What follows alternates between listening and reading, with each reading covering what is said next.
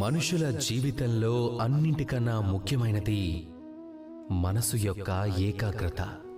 ఈ ప్రపంచంలో జరిగిన గొప్ప గొప్ప కార్యాలన్నీ కూడా అది మనసు యొక్క ఏకాగ్రత ఫలమే.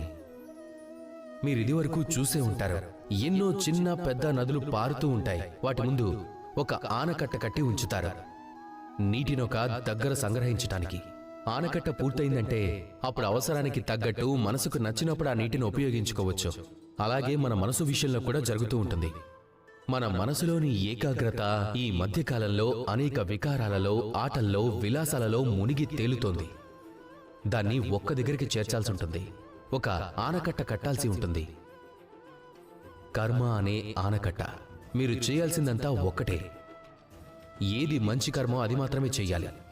ఏ కర్మ అనుచితమైనదో దాన్ని చేయకుండా మిమ్మల్ని మీరే నిగ్రహించుకోవాలి, అంతే. ఇదే పనిని మీరు మళ్ళీ మళ్ళీ చేస్తూ ఉన్నట్లయితే మీ మనసులో ఏకాగ్రత అనే ఆనకట్ట నిర్మితమవుతుంది. ఇక